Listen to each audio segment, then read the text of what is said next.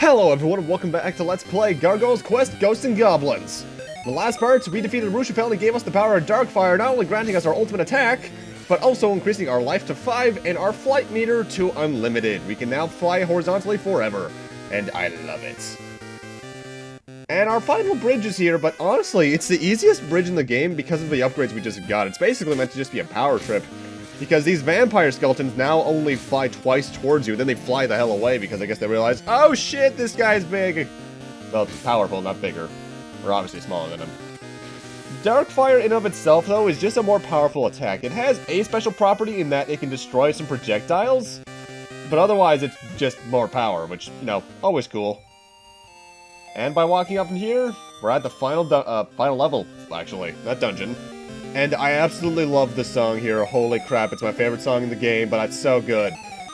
But the annoying thing here about, I guess, Breager's Palace is that you don't really get to use Darkfire itself much in it. It's a lot of the stuff you're using in here is either Blockbuster or Claw, because there's going to be a lot of spikes in your way, as well as just a lot of spikes for you to climb. But the interesting thing about this level is that it loops. Like, see that little thing in the top left there? Once I fly to here to the right, if you continue to the right, you'll actually find it again. Basically, it's a level loop, a la Super Mario Brothers. And just for proof of concept, there it is. So basically, you're in a bit of a maze, but all you have to do is just continuing up. More often than not, that'll get you to your destination pretty easily.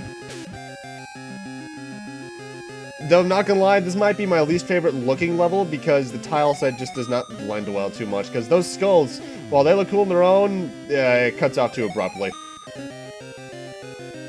The best advice I could give you to play through this level is try to avoid taking as much damage as you can, and if you have to take damage, only take it from the spikes. Because everything else just does 2 or more, usually, and that's just no good. Also, one thing I find very odd yet again, I think that's the only health restore in this level. I mentioned it before, I'll mention it again. There are too few health restores in this game. I mean, I know the way that they intend you to really get health restores more often than not are by using the Soulstream bag that I have. But that's part of the too good to use kind of club, like Mega Elixirs as I mentioned before. So I just don't find myself using it. So that's mostly on me, I realize that, but it annoys me. Not too many more health restores are needed. I'd say maybe 2 per level. But still, that's kind of annoying. If you continue to the left, that is a loop around, so what you can do is use Claw and climb these spikes. Which, not the most immediately obvious, but it's what you have to do. Though there is one thing I like about this level, is that it feels really good to try and see how long you can keep yourself in the air for. Because flying in the Ghost and Gargoyle's Quest games really is just that kind of cathartic feeling, especially if you're doing it right. So there's just something really cool about that. Also, my only issue with this song on the whole, even though it is my favorite song in the game, is that it loops a bit too quickly. But mind you, a game like this doesn't need like 3-minute long tracks.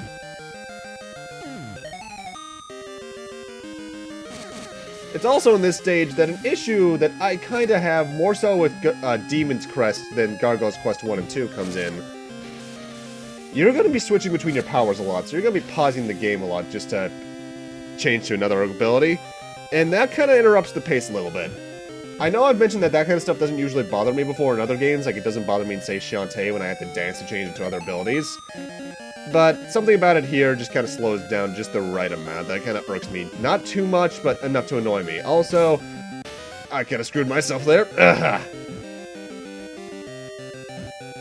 Thankfully, once you're here, you're almost done with the level. In fact, Breager's Castle is probably one of the shortest levels in the game in terms of just pure length. Just the fact that there's a lot in your way in that short length.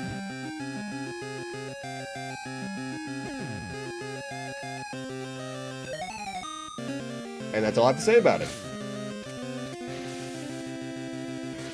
I guess that is actually a good thing about it. It ends right when you think it would end, too. Because I just ran out of things to say about it.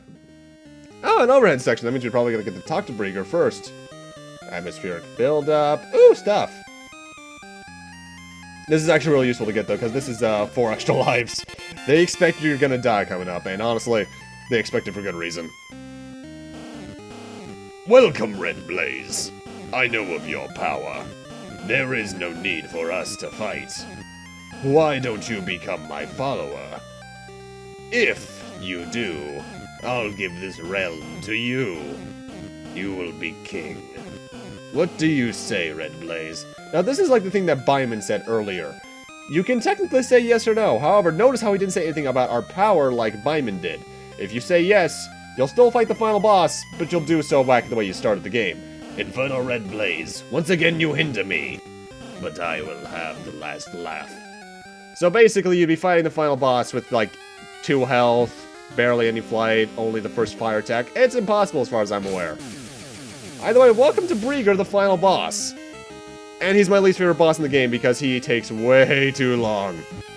The big thing about him is that he fires projectiles out in a few different directions. And when he's not doing that, he's sending out those weird fireballs that Rushapel summoned as well. However, Darkfire can actually destroy those, so they're no longer a threat. The big thing about this fight is that you need to hit his head. However, you can't fire through his arms. You need to wait until one of the upper 2 arms is lowered to do that attack to hit him once or twice. I can generally get 1 hit in, but you can sometimes get 2 in. The annoying thing about this fight that takes so long is, first off, it's not like a pattern for how long he takes down his arm or how long he puts it down. And his little summon ability here can actually interrupt his arm being lowered. So you can have less than a second to get it over. And that's really annoying! Otherwise, though, his only other attacks are to fire the little other laser beams in, like, 4 different directions on each side. One of the arms is more towards the center. That means it's going to be heading more towards where you are. But otherwise, this fight is simple on concept. It just takes a while. And because of that, coming up in, I believe, a moment, I am going to be speeding this fight up because I was here for about 10-11 minutes. And, that's no good. I kind of wish they did more with this final boss, because final bosses should be like one of the things you remember most about the game. And in this case it is, but only because it's not a very good boss fight. I will say the later games do that a lot better. This is very disappointing, though. Especially given the fact that overall, this game's had some pretty good boss fights. They're on the simple side, yeah, but they were fun and felt like actual boss fights. This just feels like an endurance match mixed with some random blech, and I don't like that. Though I do like the actual physical design of the guy. He reminds me a lot of the final boss from Super Ghouls and Ghosts, actually. Samael, I think that was supposed to be. Either way, the speed up's about to begin in a moment, so thankfully we're going to be nearly done with this, but this fight really does just take too long. I think he takes somewhere between 6 and 8 hits, but it just takes way too long. Like I mentioned, the Gargoyles Quest 2 and 3 do a lot better on the final boss aspect. I'm glad about that, because ending a game on a sour note like this is almost never a good move. It's like ending a game on a cliffhanger and never getting a sequel. Or attempting to get a sequel and then getting cancelled despite all sorts of fan involvement. Capcom. You know, though, I have to wonder, why is it that bosses are only ever sometimes available to hit on their head? When they're clearly armored everywhere else? Why don't you just put a helmet on, guys? Come on. In fact, the final boss of Gargoyles Quest 2 does that. Either way, Breager, really annoying. I don't like him. It's a really bad spot on what is otherwise a really good Game Boy game.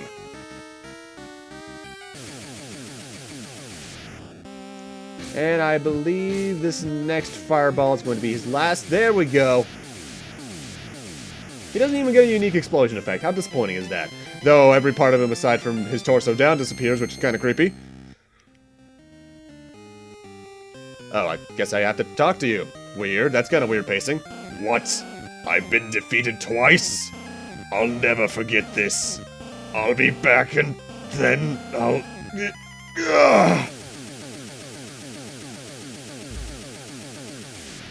My eyes. Oh, hey, Dark One. Red Blaze forever! Hooray, Red Blaze! Hey, friend! You made it! I knew you would! That's the guy who gave us the Armor of the Guile. But why didn't you tell me you were the legendary Red Blaze? Anyway, you saved the realm. I hope you'll stay here and help us. By the way, Firebrand, the Earth is yours. If you can conquer the Earth, you can be king there. Good luck.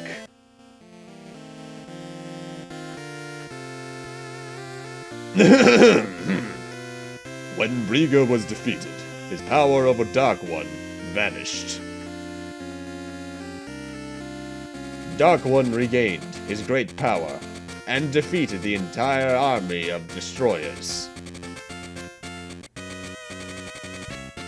The Ghoul Realm became safe again. Firebrand became well known throughout the Ghoul Realm, a legend in his own time. This might be just one of the most anticlimactic text scrolls I've ever seen in a video game, and I've seen a lot of those. The end. By the way, I hope you like this song, because we're listening to it in the next 2 minutes, because, Gargoyle's Quest doesn't have usual credits. It kind of has the same thing that a lot of other games, like, Castlevania 4 had to put it one way, where they just kind of go over the boss fights.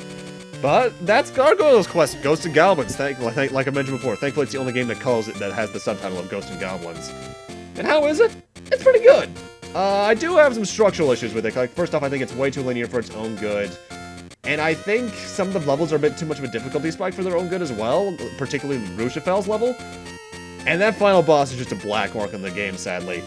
It's very good, it's very playable. It's on the Game Boy and 3DS eShop if you want to play it, but I'd recommend only playing it if you're curious for it, because honestly, Gargoyle's Quest 2 and 3 are so much better, it's ridiculous. And speaking of which, those are what are coming up. Gargoyle's Quest 2 is next, and then we're heading on over to Demon's Crest, because, well, it's a mini-marathon, of course. Why else would I do that? So look forward to that, and after that, I'm still not sure what I'm doing after this mini-marathon, actually. You know what, I might actually just do another Ghosts and Goblins game, just so I can have a good 5 games instead of 4, because 3 games in a row is good, 4 games is okay, but 5 is great, you know? Something about those good odd numbers every now and then.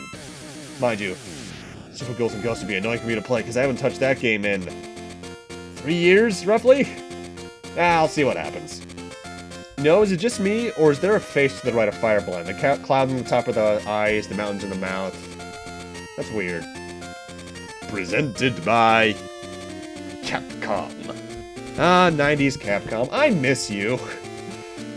But with that, I'm going to end this off here.